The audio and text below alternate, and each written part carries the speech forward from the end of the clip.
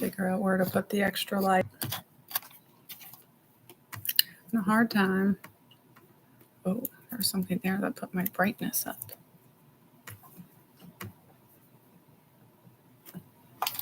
Okay.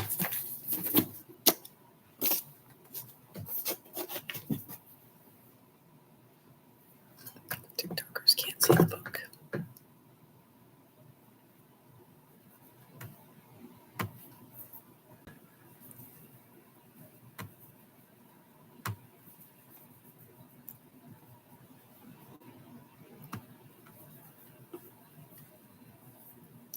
Hello, friends.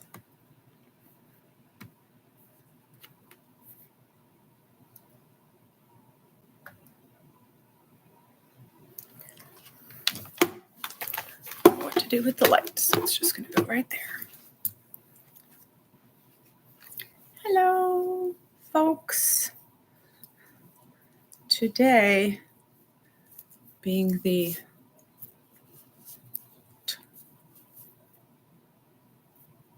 word I'm looking for. Being the out loud processor that I am, I need to riff a little bit on social media use in the mental health field. So this Friday, the 26th, I'm giving a talk. Well, there's a therapist giving a talk to an association of therapists about social media use in the mental health field from the perspective of like, yes, it can cause harm. And yes, we in this field are taught to kind of like roll our eyes at social media, mental health, pop, anything. However, it is out there, it is being used. It is a tool, and we should be part of it while also being aware of the dangers.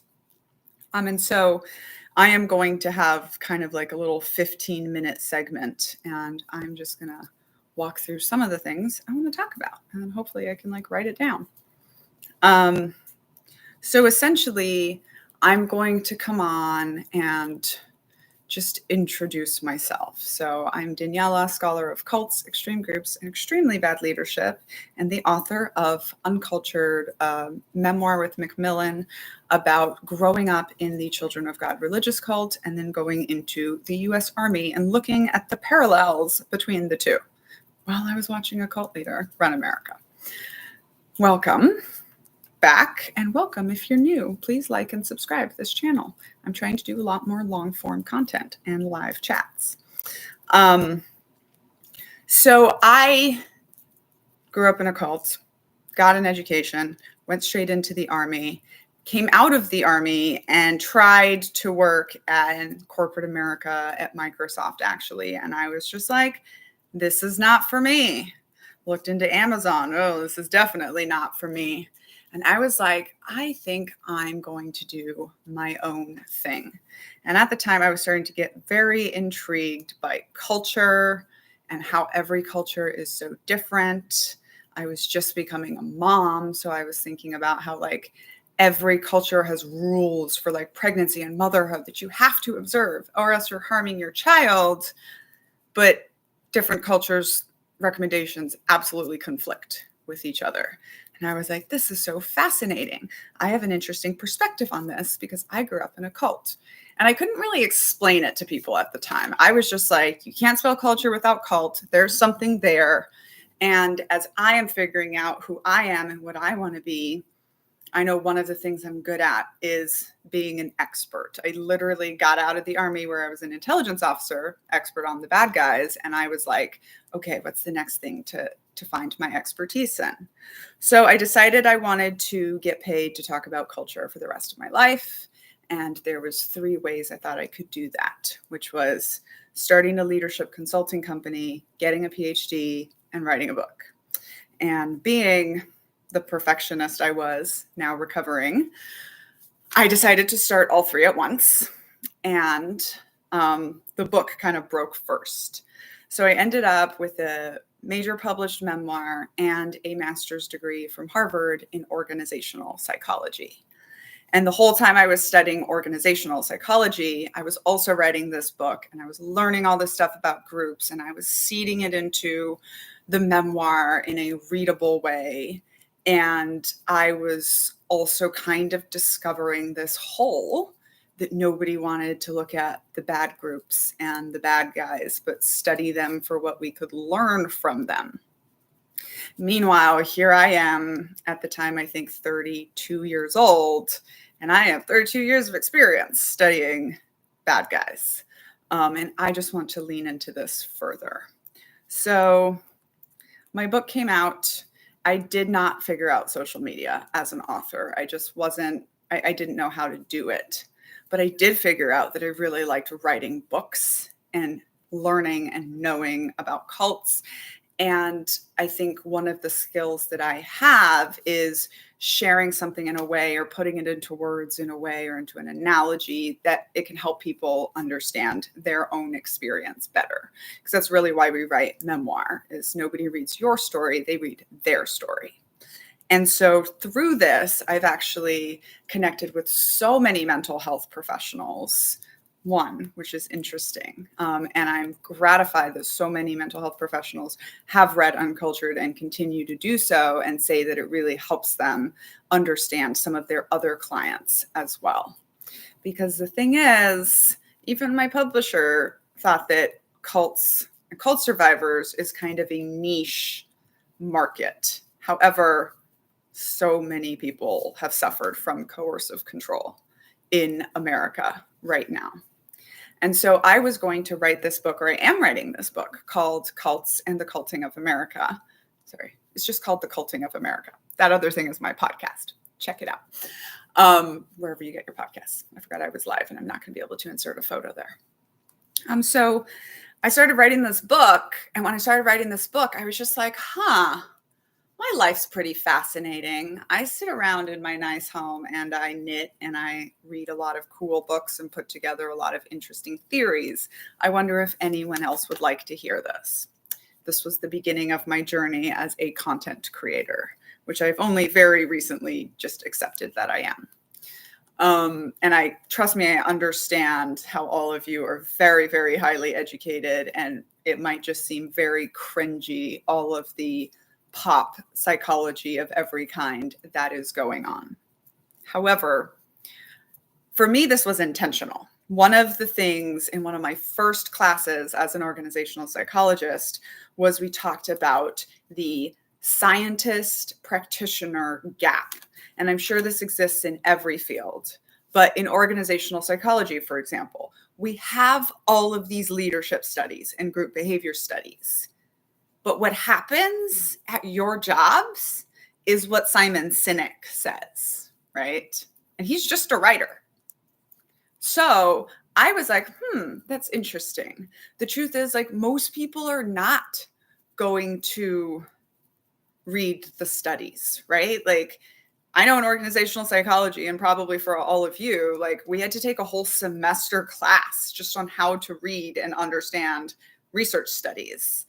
But I can do that. I can read the research studies, and then I can develop my theories and write them into popular books or share them on the internet. And so now it's been a year and a half, 100,000 TikTok followers later, I think we're showing that it is not a niche market. And over the past year and a half, I have kind of been crowdsourcing this pop organizational psychology book that I'm writing. And what I mean by that is my successful platform has been built entirely on the concept of just like giving my expertise away. And giving my expertise away, I have these perspectives that not a lot of other people have, with this military viewpoint and this, niche knowledge about cults.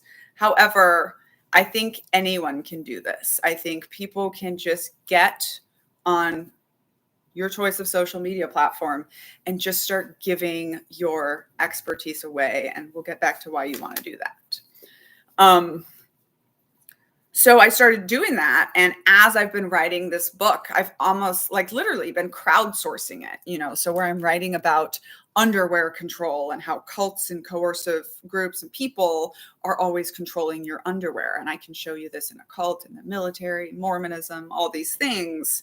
I didn't know that WASP New Englanders had underwear rules until somebody who watched one of my videos on that told me about it.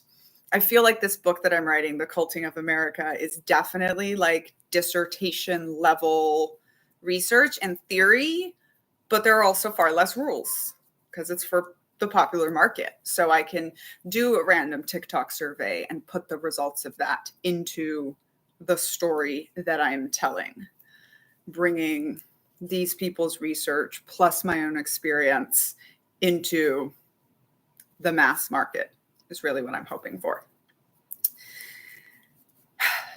Now is the why do we care? Oh, and by the way, it's a really great way to sell books, right? So by building the platform, I am actually helping myself get those words to the mass market. Now, why are we seeing so many cults? I think is like a really interesting thing that I want to talk with you all about, because we have definitely noticed quite the hole in mental health professionals that understand people who have survived cults and situations of extreme coercive control. As I mentioned, is quite a lot of America right now. There's a reason I'm writing a book called The Culting of America. And my book, I think, has been useful because I share my very extreme story, but other people are able to recognize these same patterns in different ways in their own lives. And we know that one of the best ways to get people to recognize coercive control is to see it in parallel contexts, which is just another reason that being out there and being public and sharing my stories and my research findings is helping all these other people. And I will tell you that the number one compliment that I get is just thank you for building this space for us to deconstruct and this community, which is really what is at the crux of this, because the reason that cults pop up in time and space, we can track it, is when people are living through times of extreme social change and confusion and trauma. And very much, I think, because we lack community, it is so exacerbated. And so, I saw this meme the other day from a therapist, no worries. And it said, you're doing all of these things, you're trying to do all of these things by yourself that were meant to be done in community, and you wonder why you're tired all the time. And I relate to that in a strangely weird way. I mean, I wrote a book all about how horrible this cult experience was, and yet at the same time, there was an element of community that made things easier. You didn't have to do anything alone. My mother, who was born and raised in this cult, never had to wean her own child until probably her 7th child. There's just always people to help you. Of course, the coercive control you live under and the isolation from the world, probably not necessary. But we have definitely broken community in America, especially community for white people. Many of us have just, quite frankly, all of us have given up true community for whiteness. And part of what's going on right now is white supremacy and other toxic structures, cult systems, as I call them, being pulled down. And there's so much confusion and there's so much anger. And this is what happens, right? This is what we are going through. The problem becomes we actually have a very hard time finding mental health professionals who understand. And so we know that psychologists and sociologists, both who are cult informed, have said that it's probably impossible to recover from trauma caused by coercive groups without understanding like how that happens. And this is really, I think, one of my roles is I got to, I'm blanking on what I was saying there because I saw a comment over here. I know that for me, so one of my roles is to help people understand the coercive group experience that they have been through. But it's hard. And we get a lot of cult survivors or people that have been wounded by groups are getting misdiagnosed with personality disorders. Like, I love Taylor Tomlinson so much, and I'm glad she's getting mental health care. And I wonder if she really has bipolar disorder, or if she's just someone at the beginning of deconstructing purity culture and all of the trauma that she received growing up as an evangelical. Obviously she knows herself, and I'm not like saying I know her better. That is the pattern that we tend to see. And so even for myself, when I got to the point that I was ready to seek mental health care, which is usually not for some years after people have left a cult, for me, it was more like a decade. I ended up finding some good care through therapists who were PTSD informed, but still kind of being told it was me, it was in my head, I needed different drugs, etc. I finally ended up having to just find a therapist who had also grown up in the Children of God, who lived in a different country, who I had to pay out of pocket thousands of dollars a year because I just wasn't in the space that I could educate my therapist. I didn't understand it enough. Incidentally, now I do, and I have a normal therapist that I can see through my normal therapist. I have a therapist in America that I can see through the VA. And so I'm getting very good mental health care. But even the VA, when I went to talk to them, told me, it's really obvious that you need continuing support, but also you come off so put together that we're not sure how to help you. And I ended up finding, via my TikTok community, actually, a therapist that did know how to help me and reached out and told me they had read my book and followed me online, and they were not intimidated and knew that they could help me, and they were definitely right. So this is kind of the thing. And I have even kind of had this little consulting space, or deconstruction consulting, I think we would call it, where, I want people to be seeing actual psychologists, therapists, and have mental health support, but they can also come to me, or people join my book clubs, or even just follow my channels, because I can help them deconstruct in a way that I don't think that most mental health professionals are prepared to do. But when we really start understanding the amount of cult survivors out there, Mormonism, for example, is broadly acknowledged to be a cult now by most of the contemporary cult experts. Same thing with Jehovah's Witnesses, right? There are so many of them. And I mean, the book that I'm writing really shows that you can be hurt by any kind of organization. And, part of what I do, I call myself the disorganizational psychologist, because I want to help individuals understand the groups and systems that we are in that are more powerful than us. All this to say, there is definitely a hole in the mental health care space, or at least there's a problem with people being able to find the right professionals and get access to them. So this is something I just wanted to put to all of you, because I'm sure some of you are cult informed and trained in group therapy, or therapy for recovering from high control groups. And there is a huge market out there. And I think anyone that is well versed in that could build a platform and really, really help a lot of people. I have people coming to me all the time asking, how do you find a good therapist? And I hate that I don't necessarily know what to tell them.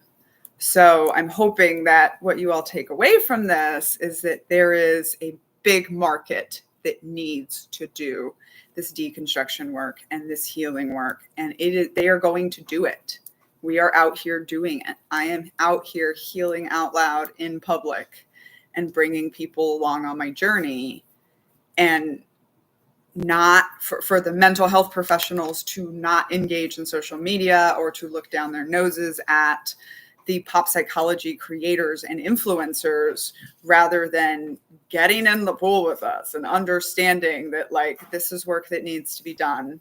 Yes, of course, we're going to see likely 20%, which is often what we see, of people being the bad guys, of people using their influence and their platforms to coerce other people. And this is partially why I have created the Guru Gotcha checklist, which I hope I'm going to have able for them to like download for free, all my lists of culty things.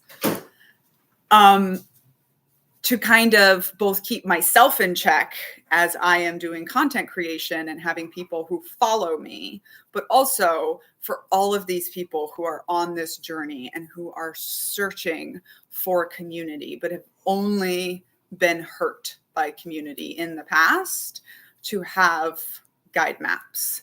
And I need help with this. So I hope that I've inspired some of you to come out and build your platforms and start talking to the masses about some of this stuff that you all know, but is not making it past the researcher practitioner gap. Ta-da! That's the top of my head version that I'm going to say to them. It's supposed to be about 15 minutes long. Some people are asking me some things over here. Yeah, you never see me anymore because I haven't been going live because TikTok penalizes me so hard for all of my so that was weird the way I said it.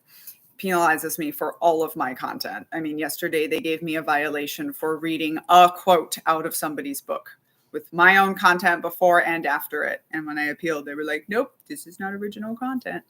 So anyways, but if you are watching me on TikTok, I am moving over to YouTube. Not even moving, I'm just creating longer form content on YouTube once a week, every Friday, except for 2 Fridays in August, which I will be gallivanting around Portugal. But every Friday I'm doing kind of like a cult roll up, like what happened in the world of cults and in my life of researching and writing about cults. And I think people are really liking that. I also have started 2 podcasts, Hey White Women, where I have paired up with White Woman Whisperer, many of you know, and we are deconstructing white supremacy out loud like the cult that it is. You can watch the videos of that on YouTube. They're very, very fun because we are both crocheting and just having the conversations that need to be had. My YouTube is at Knitting Cult Lady, by the way. Just let's face it, that's what I am. And I've also started another podcast called Cults and the Culting of America, where we are going to be looking at all these different cult structures in America. Right now, we are going in depth, 1 episode each, through my 10 parts of what makes a cult. And then we're going to start having guests on to talk about their cult experiences, but also people that you wouldn't think of, like teachers and nurses and people in the nonprofit space. So we can talk about, like, why does it matter? Why do we learn about cults? Because a lot of stuff that we learn from the obvious extreme bad groups can still be applied to our good groups or our regular groups. Yes, friend, YouTube is very, very daunting. Okay, somebody said something here with, I don't have certifications, just stories and experiences.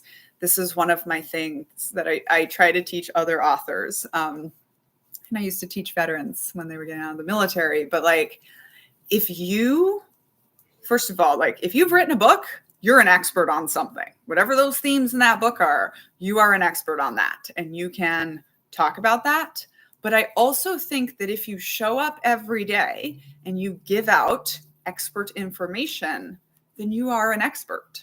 I mean, there is a woman on TikTok, and her channel is Cassie Loves Cults, and she just really likes cults. So she just started making content every day. And however many years later, she is seen as an expert right now. One of my favorite examples was like, if you started a YouTube channel or a TikTok channel and you're just going to every day for a year show up and show us one new thing to do with a pipe cleaner, you're going to have a platform at the end of the year because people will watch anything as long as you are consistent and authentic. And you're also kind of going to be an expert on pipe cleaners. So I think for a lot of us, especially women, it's hard to just like be like, no, I know this stuff. I'm going to start putting it out there. I mean, there's a reason I call myself a scholar of cults and not an expert on cults. But when we know stuff, like we can just get out there and share it. We don't have to ask anyone for permission. I just woke up one day and started my channel and started putting my information out there. So if you have an area of expertise, I definitely encourage you to just like do this. Yes. Consistent and authentic. Consistent, I believe, is the biggest one. People are like, you grew your channel really fast. And I'm like, yes, because every work day, I spent the first hour and a half making TikTok content and posting it. I call it my cult insum. Because in the Army, that was my job too. The first however many minutes, hours of my day, I was reading all the relevant reports from the night before that my people had gathered and then pushing out the relevant ones from there to my audience. And yes, I was knitting the whole time. Please do take a moment and imagine me all bunned and strict and captain rank, just like knitting as the senior intelligence officer in charge of all the intelligence for a battalion of helicopter pilots. And it was a very interesting experiment because people would definitely walk up to me and say the most sexist things, just seeing girl and knitting without realizing who I was. And also it was really, really fun to tell Army boys that are mocking women for knitting that thing that they do with 550 cord to make their bracelets and their rifle slings is just finger knitting. Yeah, that one's fun for me. If your expertise is wacky, I think you're going to really find an audience. Like, that's even better. The 3 tiers of support that I offer authors and people building platforms. Well, I'm working on the second 2.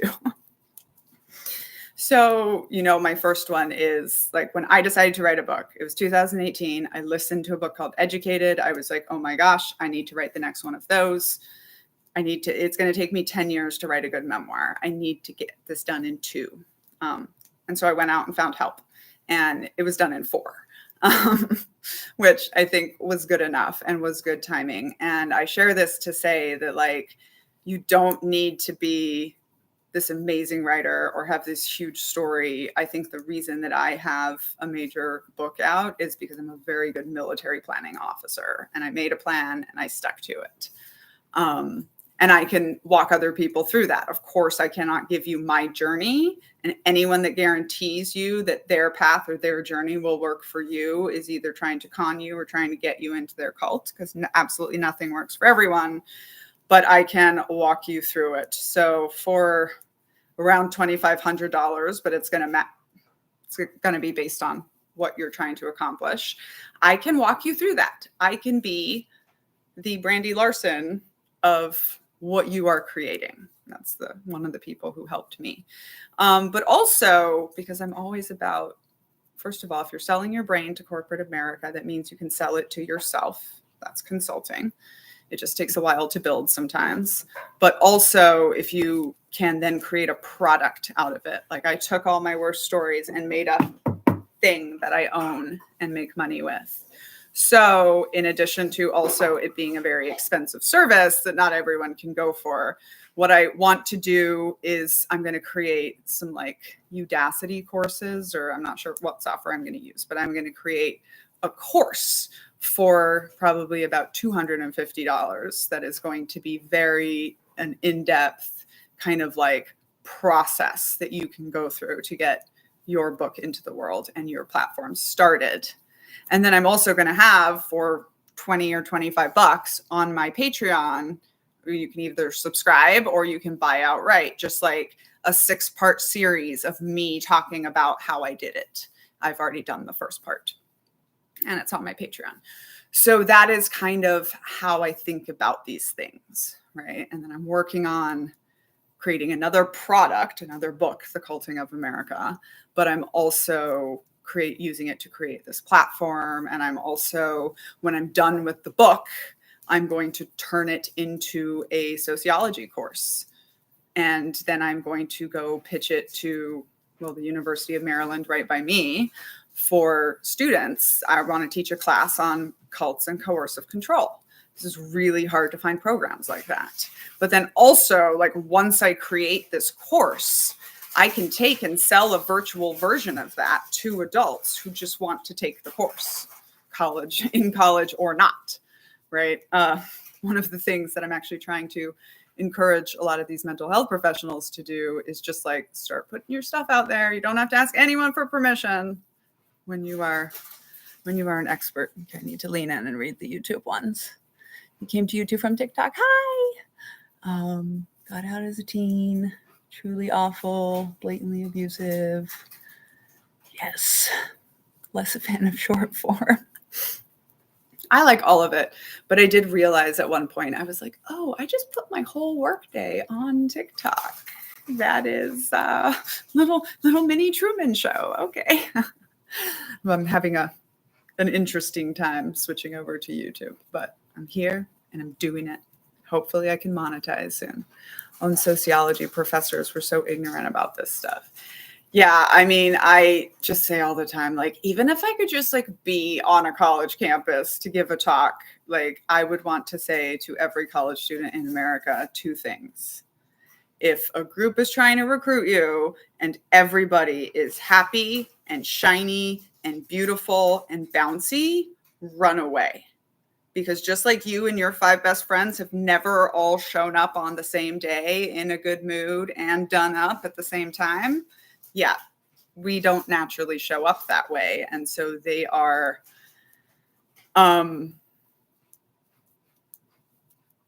they're under extreme attitude and appearance control. That's what that means. And then the second thing is that anyone that tells you you're so mature for your age is not complimenting you. They are targeting you.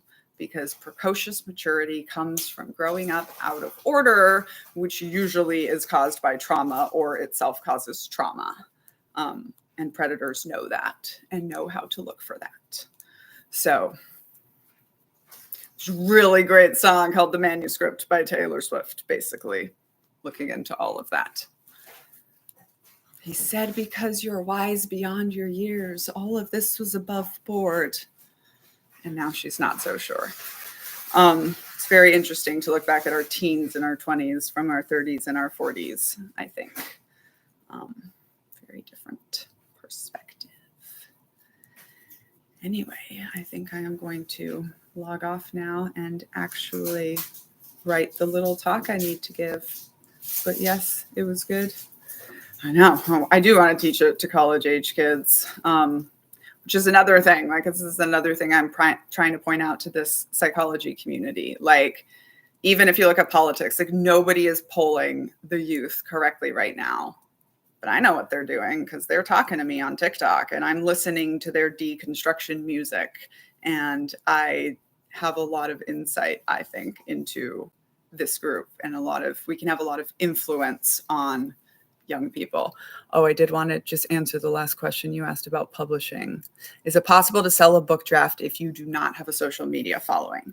So I have to say yes, because I did. I only had about 2,000 followers on Twitter and nothing else. And actually, I failed to build a social media following before my book came out because I didn't know this thing about just giving away your expertise. I was just trying to sell my book. Because I think if I had, I definitely would have had like a New York Times debut. So, we have the next one.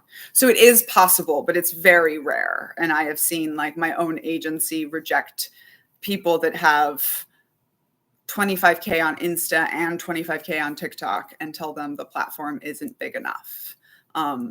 Because honestly, one thing is that book publishing is just venture capital in another form. They are betting that 1 in 10 books are going to go big.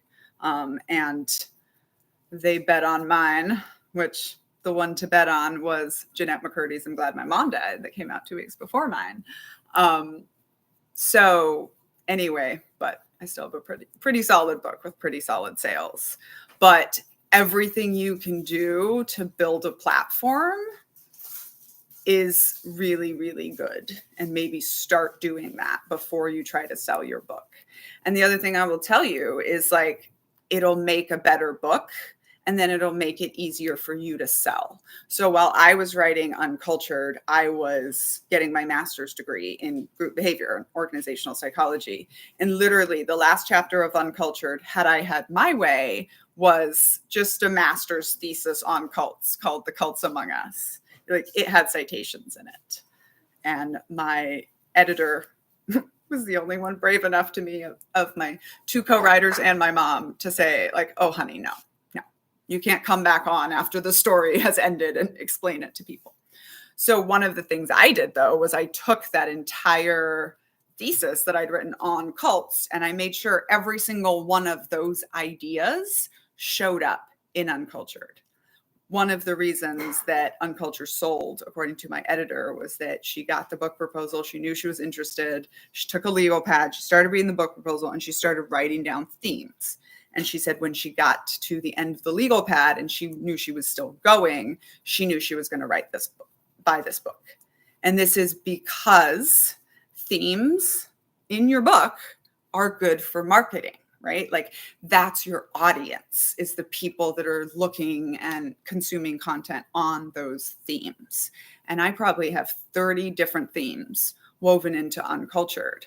And so hopefully when I'm hoping I get my market back at the end of these 90 days of partial excommunication from the cult of TikTok. If I don't, I will probably be coming away from this channel. Sorry.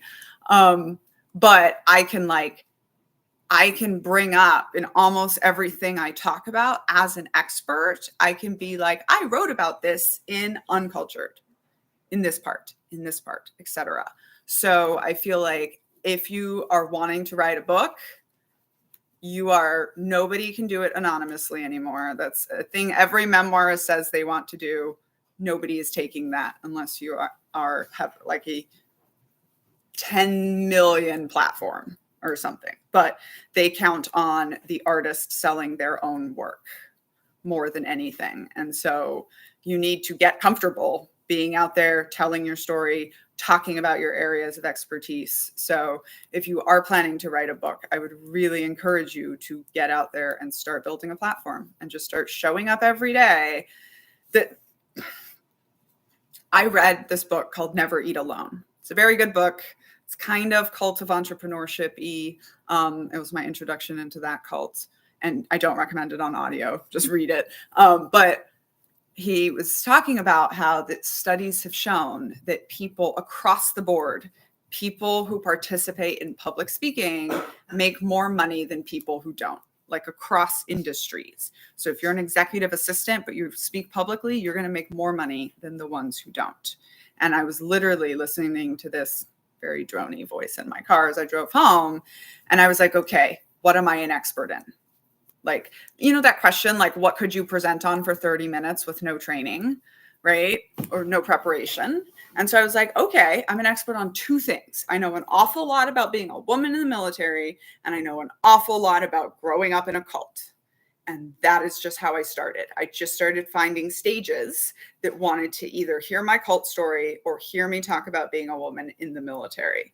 And I tell people all the time, speak for free until speaking for $10,000 doesn't sound like a lot, because you provide the value and you also know how much work it takes to prepare like a 1-hour presentation. So I definitely encourage you, like, do public speaking. Because the other thing is, we all need to learn how to tell our own stories. And we don't necessarily know what the best stories are to drive home the points that we want to make. So public speaking is practicing. Like, if nothing else, even if you don't become, like, I have not become like this international speaker yet, but I was able to test my market very much a lot before I sat down and wrote Uncultured. Person is saying, listening while they're cleaning. I love it. Culting of America sounds amazing.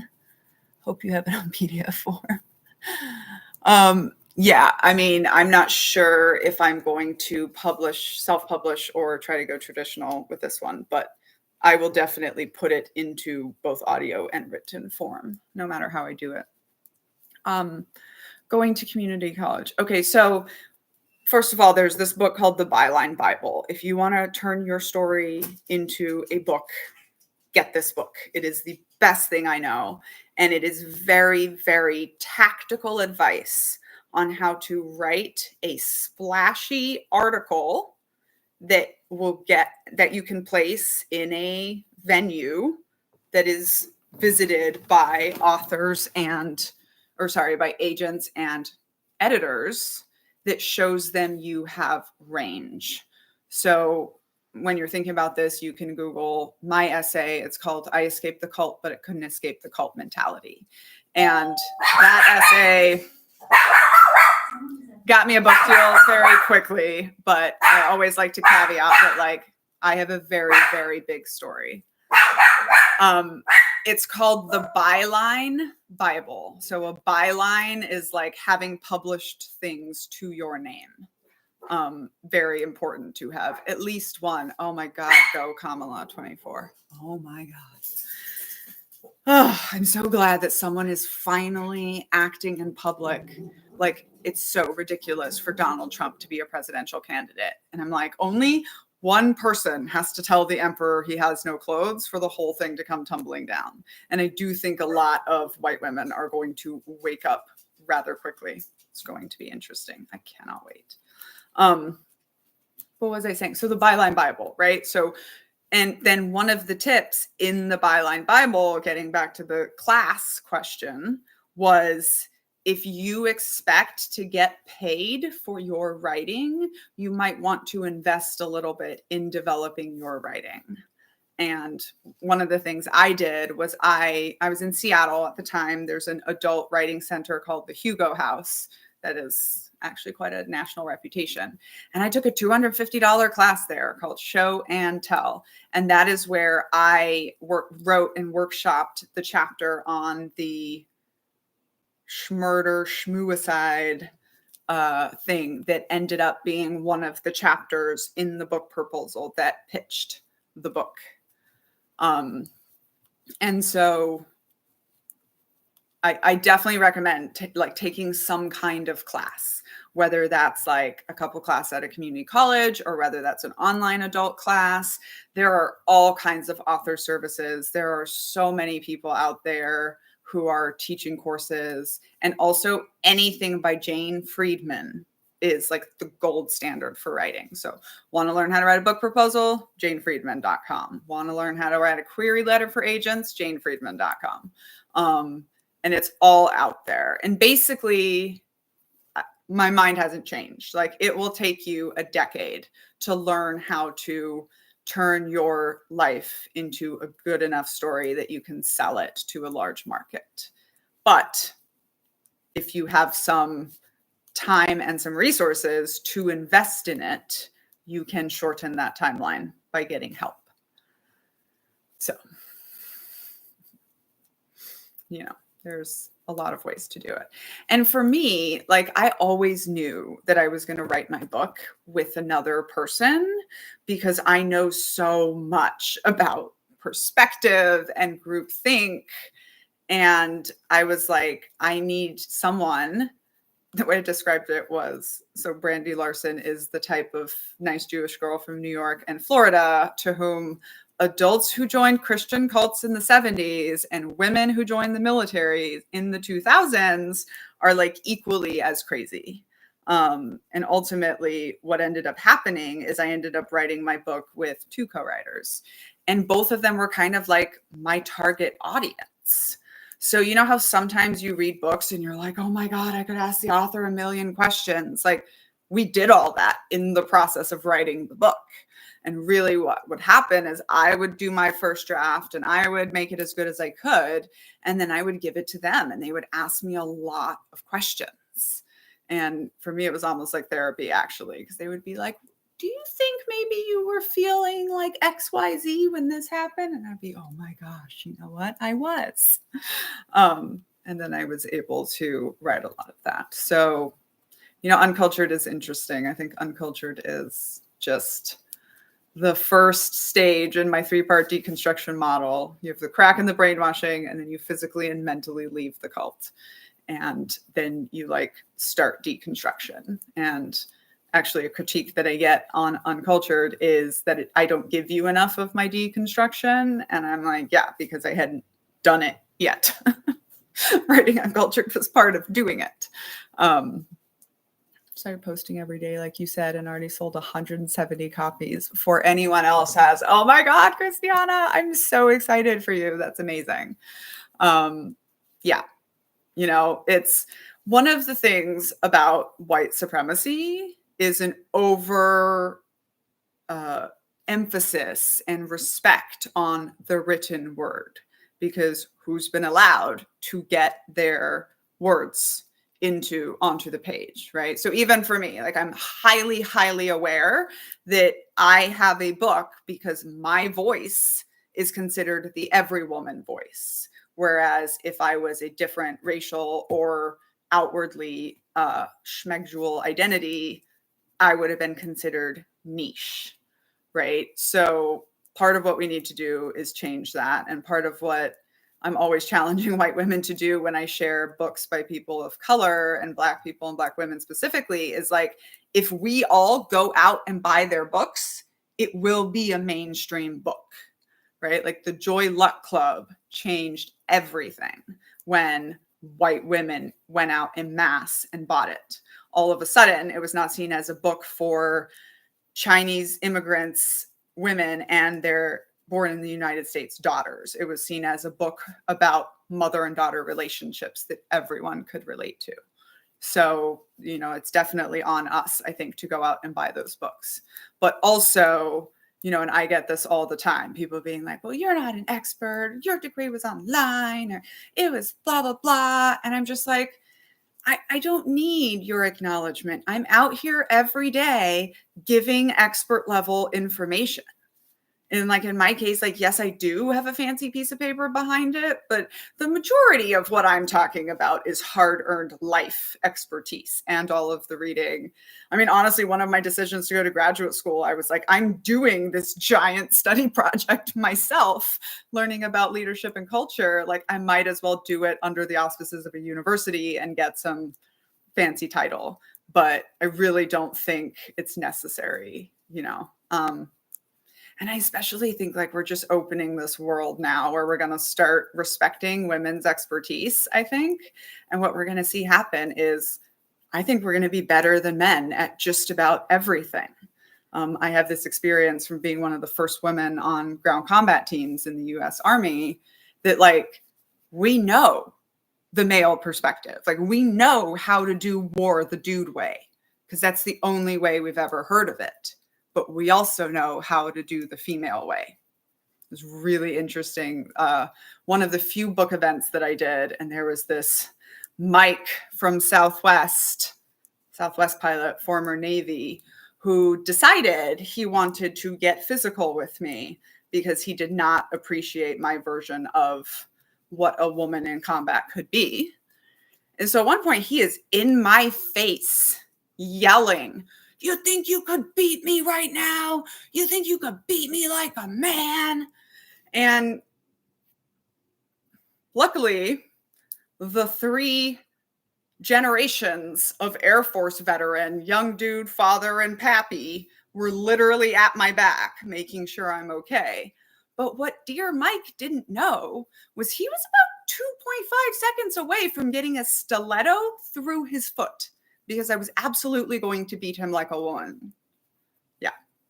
And what I say to all the dude bros that are like, "Oh, could you carry a 300-pound man out of combat?" I'm like, could you fit through a 36-inch hole to open the gates? It's not a new idea that different people in a group can have different skills in different areas of expertise. And this goes back to the cult thing. It's anyone that is telling you there's only one way to do something, or is promising you that their program, their process, their book, their idea works for everybody, AA, they're trying to con you or they're trying to get you into their cult. Like, it's just not true. There are 8 billion humans on Earth. There's no way there's one thing that works for everyone, right? It is such an oversimplification. But going back to, this is why the Republicans have the cult of MAGA right now, because all they've ever had to worry about is appealing to cisgendered white men, right? So they have one message, whereas the Democrats have to try to make plans that include everybody. So our actual message gets diluted, which I'm so glad that Kamala is just showing up ready to take this on. Oof. All right. 110-pound woman firefighter that told her lesson about learning to use her size. Yeah, exactly. And you know what else? You know what the number one quality you need to have to be a good sniper is? It's being really, really tiny. And best sniper in history, Russian woman from World War II. So like, as soon as they took the combat ban down, the law that said we couldn't do it, it became easier to recruit snipers. And I always say this thing that, like, when a group of humans truly cannot do something, they are not capable of it, which is what they told us for 243 years about war. When a group of people truly can't do something, you don't have to make laws to bar them from doing it. So the reason women do not have full equality under the law right now, because the Supreme Court has found under strict scrutiny, there's no difference in race, right? But the reason we had to try to get a law passed, Equal Rights Amendment, is because the Supreme Court has said, actually, there is a difference in job capability between men and women, because wet nurse, literally. And then somehow the gender that can do one extra thing that the other gender can't got screwed. Anyways, I always end this example with saying, like, I had to make no laws or no rules in my home that my husband was not allowed to breastfeed the baby. Like, you know what? It just wasn't an issue. We didn't have to argue over who was going to carry the child because it just wasn't an issue. And so, of course, it was amazing. I mean, I think I was literally put on an experiment intended to fail. Like, they put 43 of us women out there with no training and with armor that wouldn't necessarily keep us alive in a firefight. And I think, honestly, like, not that they wanted, but they absolutely believed that we were just going to fail massively. And in fact, we showed them very, very quickly, within 3 months, that when men and women are both trying to kill you, it makes a lot of sense to have both men and women trying to keep you alive. Like, just doesn't seem like a hard concept. So anyway, it's my one little thing that I'm super proud about. And a lot of people are like, well, you sure make a big deal about the, like, least cool missions in history. And I'm like, you know what? They were the least cool missions in history, except for that part where we, checks notes, made history. Yeah. This is in my book. Yes. The part of me being one of the first women on the combat team is in my book. And it's funny because I've gotten a lot of trash talk about calling myself that title on the internet, because mostly low-ranking people that don't understand. But I obviously am not an idiot, and I did go to Fort Knox and ask them, along with Colonel Scott Halter, who let me publish his legal name in the book while he was still a colonel in the Army. We went to Fort Knox virtually and asked them what we were allowed to say. And you know what they said? We actually don't know. We didn't really keep records on that. So if she has a certificate that she was on a female engagement team, I have the certificate that I completed 40 hours of cultural support training, cultural sensitivity training, and she was deployed at that time with the 101st, then I guess she can say she was one of the first women in deliberate ground combat. And it's fun for me when people are like, well, now you're just playing word games. And I'm like, you know what? The Army was playing word games. And here's what happened when they changed the word. As soon as The generals in Afghanistan said there will be women on all deliberate combat operations. Deliberate combat operations being operations outside the wire that we expect to go bang, right? Not a supply convoy, not other things that incidentally get into combat. And then we demonize the Jessica Lynches for not being prepared for something that she was not allowed to be trained to do, which is fight back. There you have it. So they said women will be on all deliberate operations. So now all of a sudden you've changed something very significant, because now you have military commanders standing around planning to send untrained and under-armored soldiers into kinetic fighting. And we're not going to do that. So within 3 months of us starting these patrols, they had already opened cultural support team special forces assessment to pick the best women and then have them trained before they attached them to the rangers and the special forces.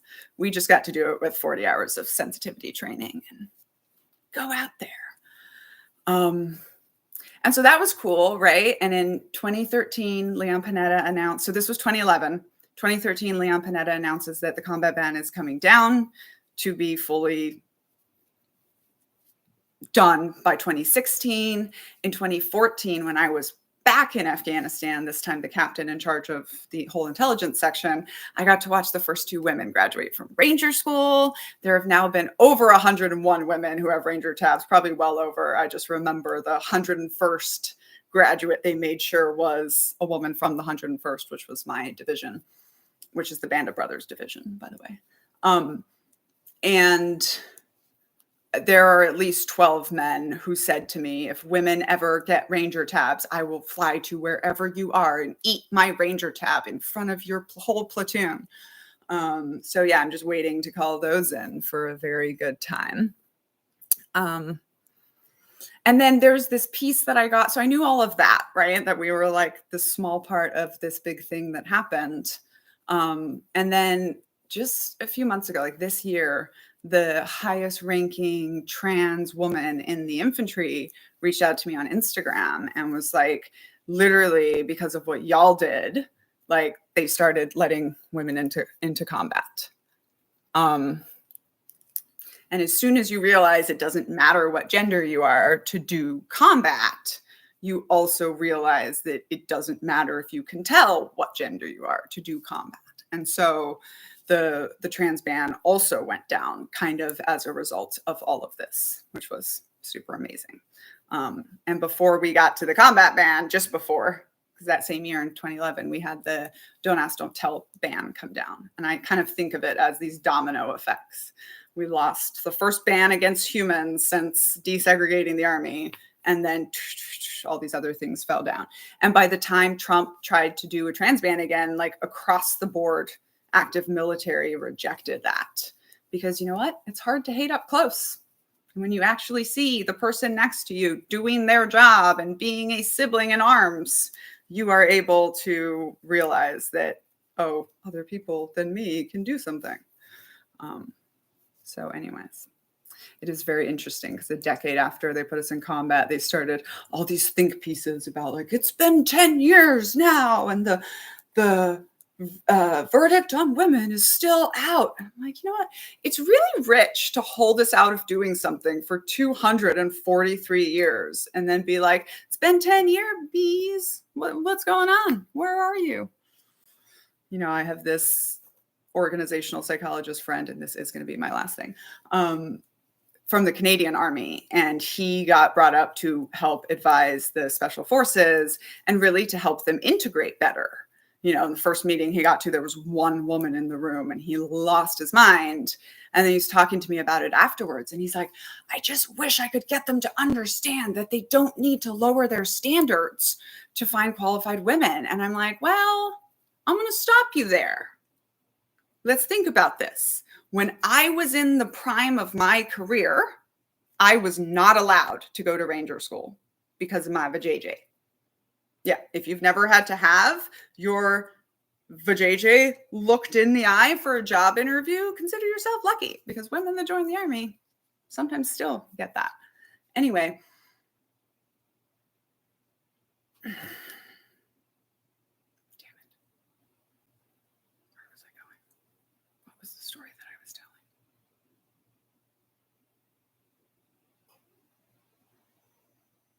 I'm hoping someone can remind me because it just totally is gone with the ADHD. The minor consequences for SA seems like a detriment to women serving. Yes, Stephanie. Oh, yeah, the Canadian guy. So I was like, okay, I'm going to walk you through this because actually you do have to lower the standards. The problem is the standards are crap in the first place. So in the height of my career, when I was 22 to 24 years old, I was not allowed to go to Ranger school. They actually let us take the Ranger physical fitness test in officer school, and 5 of us aced it, women, and then they just kind of laughed at us because they couldn't do anything with that. So I wasn't allowed to go to Ranger school. By the time when I was coming home from my first deployment, I was like, the writing is on the wall. They're going to let women to Ranger school. I'm going to be one of them. And then I didn't get that chance right then. And by the time I was 26 years old, about to come back from my second deployment, and I got the email asking me to please apply to go to Ranger school, I was like, no, but let the younger ladies have it, right? Like I was so much less likely to pass Ranger school at 27 than I was at 22. And so are the men, by the way, right? So fast forward, and my Canadian friend, right, who's a lieutenant colonel, which I would also be if I had stayed in the military, he has his Ranger tab, right? And I don't. But they're going to look at me and be like, what? Ranger school's been open to women for 10 years. How come you don't have it? So this is also just a reminder that standards in the military and professionalism in the corporate world are just part of upholding white supremacy. And on that note, I shall bid you all a fine day.